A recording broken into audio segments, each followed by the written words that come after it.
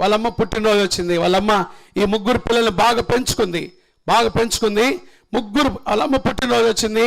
ముగ్గురు పిల్లలు ఇంటికి వచ్చారు. పెద్ద కొడుకు ఢిల్లీలో పనిచేస్తాడు. వాడు వచ్చాడు, అమ్మా నన్ను కని పెంచి పెద్ద చేసావు కదమ్మా, ఇదిగో ఢిల్లీ పట్టణంలోనే విలువైన బహుమానం తీసుకొచ్చాను నీకోసం, ఇదిగో ఈ బహుమానం ద్వారా నిన్ను సంతోషింపజేయాలని ఢిల్లీ పట్టణంలోనే మంచి బహుమానం తెచ్చానమ్మా అని చెప్పి ఆ పెద్ద కొడుకు తల్లితో అన్నాడంట.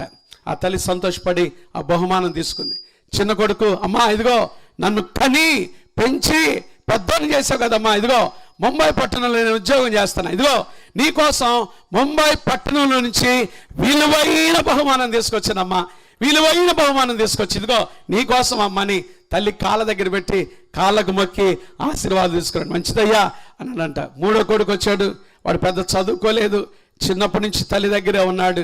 ఇప్పుడు మూడో కొడుకు మాట్లాడతాడు, అమ్మా నాకు ఇవ్వటానికి నాకు ఉద్యోగం లేదు, నీకు ఇవ్వటానికి విలువైన బహుమానాలు లేవమ్మా, అయితే నా జీవితమే నీకు ఇస్తానమ్మా, నువ్వు బ్రతికినంత కాలం నన్ను కని పెంచి పెద్దోని చేసి నాకు ఇదిగో ఈ జీవితం ఇచ్చినందుకు నా జీవితకాలం నీ దగ్గరే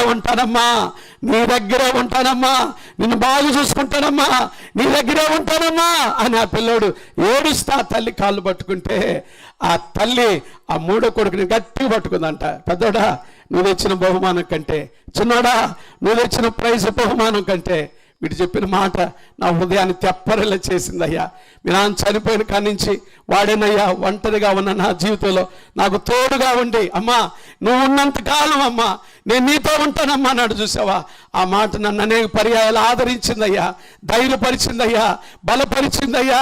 వీడంటే నాకు అంతకేనయ్యా ఇష్టం అని చెప్పి వాడిని పట్టుకొని ఆ అమ్మ ఏడుస్తూ ఉంటే వాళ్ళ పిల్లలు, మిగతా ఇద్దరు పిల్లలు కూడా ఆశ్చర్యపడి, నిజమే కదా, మా బహుమానాల కంటే కూడా మా అమ్మ దగ్గర ఉండటమే అది ఆమె కోరుకుంటుంది. ఈ సమయంలో మనుషులు తోడు నీకున్నా లేకపోయినా, నీ పిల్లలు నీ దగ్గరున్నా లేకపోయినా, యేసుక్రీస్తు ప్రభువారు ఈ క్రిస్మస్లో ఇమ్మానుయేలుగా వచ్చాడు.